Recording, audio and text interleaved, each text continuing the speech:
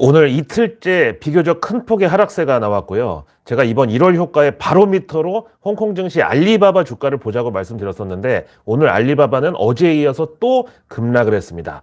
벌써 이틀 동안 10% 넘게 빠졌는데요. 뭐 그래도 여전히 1월장 상승률이 20% 알리바바 지금 기록 중이니까 뭐 완전히 썰물이 이제 왔다기보다는 그냥 FOMC를 앞둔 경계성 매물이 차익 실현이라는 명분으로 이 매도세를 주도했다. 저는 이렇게 봅니다.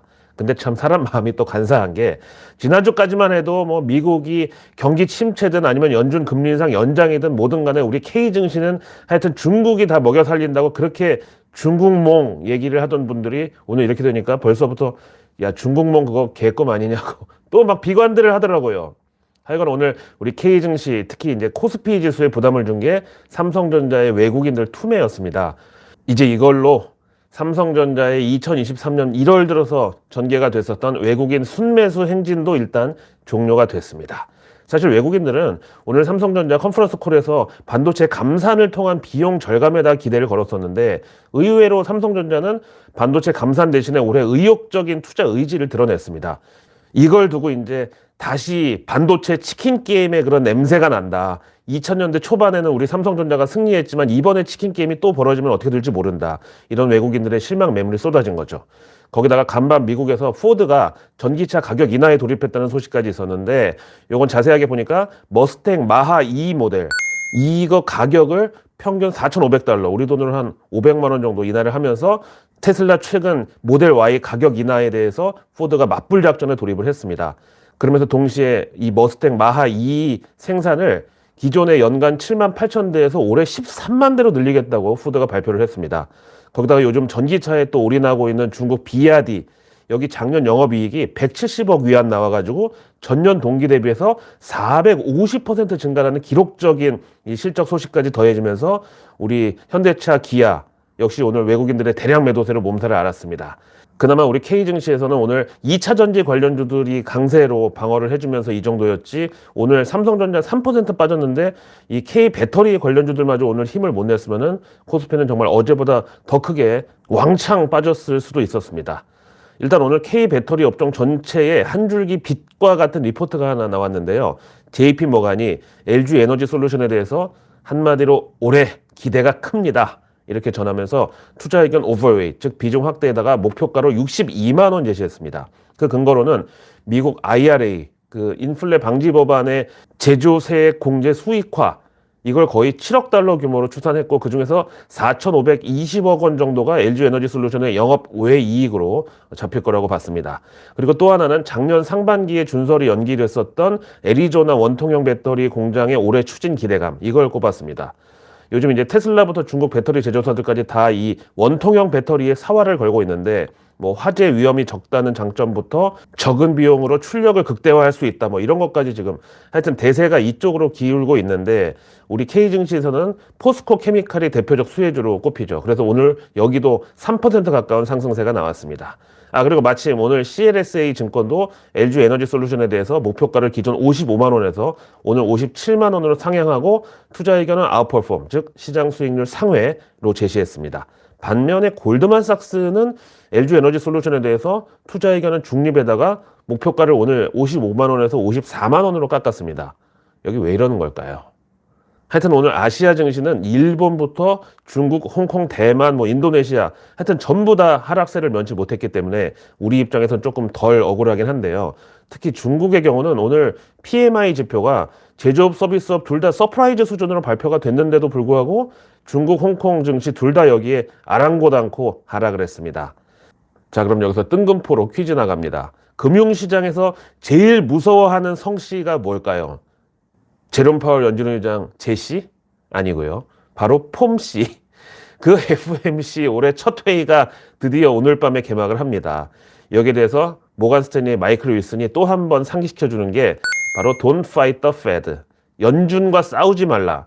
심지어 요 말의 어감은 연준에 감히 대들지 마라 이렇게까지 저는 들리는데, 하여튼 최근에 뭐 1월 효과니 연초 랠리니 쇼커버링이니 하여튼 급격한 이제 반등세가 나온 것에 대해서 이게 바로 연준을 자극하는 거라고, 이게 연준한테 싸우자고 시비를 거는 거라고 이렇게 경고를 한 건데, 일단 이번 1월장 상승에 대해서는 그냥 작년 내내 쌓였던 공매도 포지션이 일시 청산되는 과정에서 주가가 기계적으로 튀어오른 쇼커버 때문이다. 그 이상도 이하도 아니라고 합니다.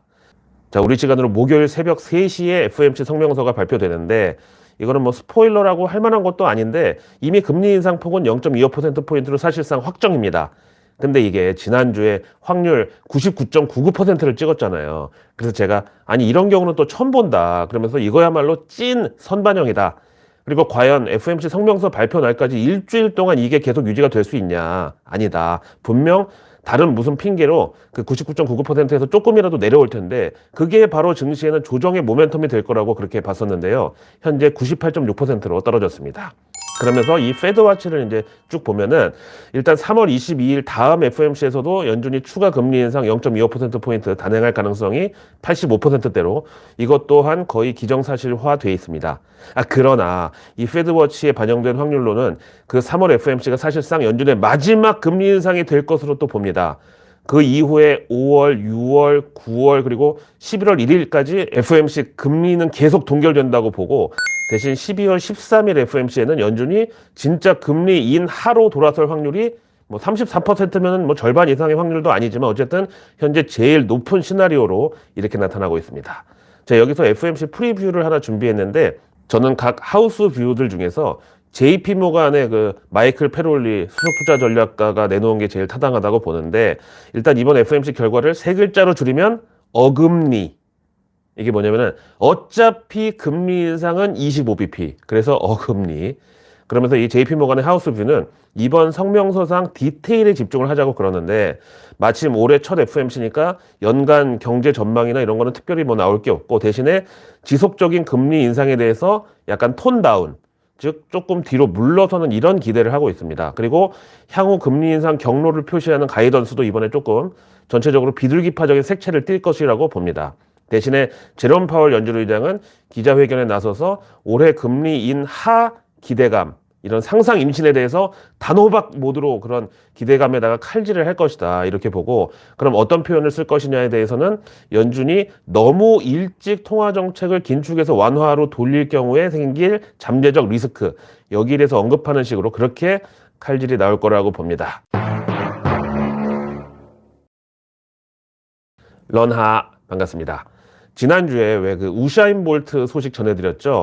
증권사에 돈 맡겼다가 원금 158억 원 중에서 1,500만 원 남은 거, 이게 확인돼가지고 자메이카 국민 영웅에게 어떻게 이런 일이 발생했냐고 지금 자메이카 금융당국하고 경찰이 총동원 돼가지고 진상 파악에 나섰다고 했죠. 그래서 당시 이제 제가 후속 취재로 더 좀 많이 알아보고 나서 우리 런던 고라니의 뉴스 농장에서 소상히 아뢰겠다고 했는데, 오늘 나온 중간 수사 결과에 따르면은 그 해당 증권사 자메이카의 SSL이라는 데가 우샤인 볼트 돈 158억 원 중에서 1,500만 원 남았으니까 그럼 나머지 157억 8,500만 원이 어디로 사라졌느냐, 그 경위에 대해서는 회사 측하고 상관이 없는 직원 개인의 횡령사건, 사기사건이라고 주장하고 있다고 합니다. 하여튼 이 일로 우샤인 볼트 측은 자기네 비즈니스 담당 매니저를 해고하는 데 그치고 아직 뭐 고소나 법적 조치에 들어가지는 않은 것으로 전해졌습니다. 우샤인 볼트는 직접 언론과의 인터뷰에 나와가지고 누구나 열심히 일한 대가를 잃어버리는 것은 슬픈 일이고 또 지금 매우 혼란스럽고 스트레스가 많은 상황이라서 변호사한테 다 일임을 하고 본인과 가족들은 여기에 대해서 더 이상 생각하지 않으려고 노력한다. 그리고 또 말하기를 우샤인 볼트가 직접 인터넷에 이제 올라온 댓글들 다 봤는데 생각보다 황당한 악플들이 되게 많았다고 그러네요. 그러니까 이제 우샤인 볼트가 158억 원을 증권사에 맡겼다는 것에 대해 가지고 아니 달리기 하나만으로 2다리만으로 뭔 돈을 그렇게 많이 벌었냐부터 이거 뭐 탈세하려고 증권사 직원이랑 짜고 돈 세탁하다가 사고 난 거 아니냐, 그러다 중간에 걸려가지고 좀 이렇게 된 거 아니냐, 이런 댓글까지 뭐 되게 많았나 봐요. 그러면서 밝혀진 게 우샤인 볼트의 재산이 9천만 달러, 우리 돈으로 1,110억 원 정도가 된다는데, 이래서 정말 연예인 걱정이 세상에서 제일 쓸데없는 걱정이라고 하는 거구나. 저도 또 깨달았고. 하여튼 그래서 1110억 원 중에서 이번에 157억 8,500만 원을 날린 거고요. 물론 그렇다고 이것도 뭐 적은 돈 아니죠. 아무 일도 아닌 거라는 뜻이 아니라 하여튼 우사인 볼트가 현재 공식적으로 은퇴를 한 상태인데 현역 시절 연봉이 2천만 달러, 우리 돈으로 250억 정도였다 그러네요. 여기다가 무슨 푸마를 비롯해가지고 게토레이, 비자카드 그리고 명품 시계 브랜드 허블럿 있죠. 이런 데서 받은 광고 모델료까지 합치면은 재산이 9천만 달러가 아니라 1억 달러도 훨씬 넘을 거라고 합니다. 1억 달러가 우리 돈으로 1230억 원 정도 되죠. 자, 그래서 제가 지난 영상에서 아니 우사인 볼트 지금 사실혼 관계로 함께 살고 있는 그 여성분하고 그 사이에 애도 3명이나 됐는데 이번에 그 은퇴 자금 다 날려가지고 어쩌냐고 이거 큰일 났다고 불쌍해서 어떡하냐고 했던 거 이거 제가 꼭 취소를 해야 될 것 같습니다. 아니 나까지 그러니까 저까지 뭐라고 참 당장 주린이 분들 그 금융 장사치들로부터 지켜준다고 그러다 소송당하고 또 유튜브 수익 창출 날라갈까봐 매일 밤 노심초사하는 이런 제가 우사인 볼트 가족까지 걱정했던 일에 대해서 깊이 반성하고 있습니다. 아 그래서 내일 뉴스는 내일 보면 너무 늦습니다. 구독과 알림 설정 클릭 한 번으로 아직 나오지 않은 오늘 뉴스도 아닌 내일의 뉴스를 매일 저녁 여러분들의 안방으로 제가 직접 배달 갑니다. 내일은 드디어 2월의 첫날 2월 1일이자 한 주의 딱 중간인 수요일 되겠습니다. 뭐 2월장 테마 궁금하다는 분들을 위해서 말씀드리면은 보통 2월에 이제 그 발렌타인데이 관련해 가지고 당장 초콜릿이나 아니면 뭐 선물 같은 그런 유통업종 그리고 또 최근에는 온라인 쇼핑 특수도 이때 기대를 할 수가 있고요. 다음 이제 2월 들어서 날씨가 좀 풀리기 시작하면서 슬슬 이제 화장품이나 보톡스 이런 쪽에 매출이 늘어나기도 하는데 이거는 이미 우리 그 마스크 의무 해제로 약발을 미리 다 받았으니까 참고하시고요. 또 하나는 이제 보통 정신적으로 조금 불안정하거나 우울증, 조현병 이런 환자분들이 보통 겨울에서 봄이 올 때 증상이 심해진다 그러네요.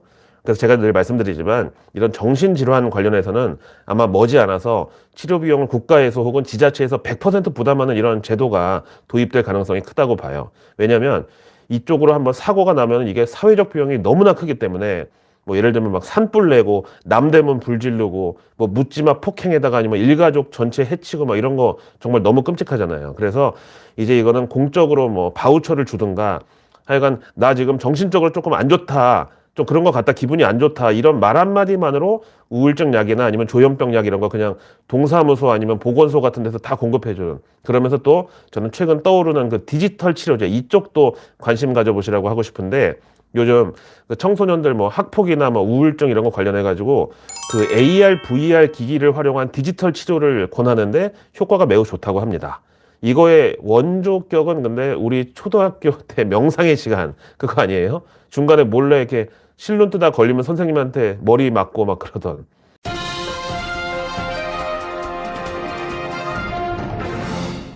자, 내일 2월 1일 먼저 정부 일정은 일본 미쓰비시 강제징용 피해자 측과 외교부가 면담을 통해서 향후 대응 방안을 같이 논의한다는데요. 요거 생각보다 경제적으로 미치는 파장도 클 예정입니다.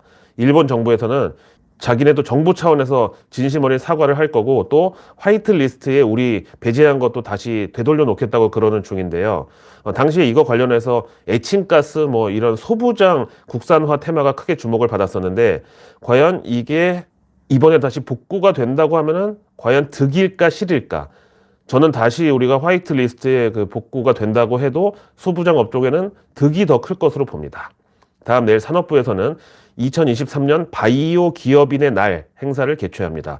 이건 이제 글로벌 백신 허브 이쪽이 증시 테마로 연결되겠고, 근데 저는 제일 기대되는 게 그 K바이오 업계의 큰형님 격으로 불리우는 서정진 셀트리온 회장님이 이 자리에서 과연 어떤 말을 할까? 그리고 셀트리온 3사 합병 관련해서 올해 계획이 어떻게 된다고 할지 그게 제일 관심사입니다. 다음 내일 산업부는 바탄 원전 건설 재개 등 한국과 필리핀 간 원전 협력 논의를 열게 됩니다. 그리고 중기부는 의료 데이터 활용을 통한 정밀 의료 산업 활성화 실증 착수 이 보도자료를 내일 공개할 예정인데 증시 테마가 그냥 제목에 다 들어가 있죠. 다음 내일 환경부는 유역 하수도 지원센터 도입 발표를 내일 예정하고 있는데 이거는 수처리 관련주가 증시 테마로 연결이 되죠. 다음 내일 기재부는 경부고속도로 7곡 IC 부근에 수소 충전소를 전격 개장합니다. 요거 뉴스에 타기 좋은 그런 그림과 내용이 되겠는데 저는 사실 진정한 친환경차는 전기차보다 수소차가 아닌가 생각을 해요. 근데 이제 이 수소 충전소가 뭐 폭발 위험 이런 것 때문에 이제 혐오 시설로 그렇게 인식이 돼 있는데 여기에 대한 정부 대책이 또 필요하죠. 다음 내일 해외 일정은 당연히 FOMC 성명서 나오는 거하고 또 동시에 오페크 회의도 내일 잡혀 있습니다.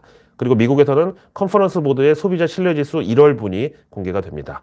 여전히 이제 논란이 많은 미국에 과연 경기 침체가 올 것인가 여기에 대한 힌트로 작용을 하겠고 다음 내일 이제 증시 일정은 법원이 위믹스 상장 폐지 가처분 인용 결과를 발표할 예정이고요. 카카오가 개발자 컨퍼런스 일명 If 카카오 데브라는 행사를 개최하는데 여기서 또 그 AI 인공지능 챗봇 관련된 기술이 주목을 받을 것으로 보는데 근데 그 카카오 고객센터 챗봇 이용해 보신 분들 계시면 알겠지만은 정말 고구마 10개 먹은 그 답답함이 또 특징입니다. 그리고 오늘 삼성전자에 이어서 내일은 SK 하이닉스가 또 실적 발표와 컨퍼런스 콜을 진행하고요. 미국에서는 수요일장 마감 후에 구 페이스북, 현 메타 플랫폼 실적이 공개됩니다. 자, 오늘 하루도 고생 많으셨고요. 저는 내일의 내일 뉴스를 또 들고 찾아뵙겠습니다. 감사합니다.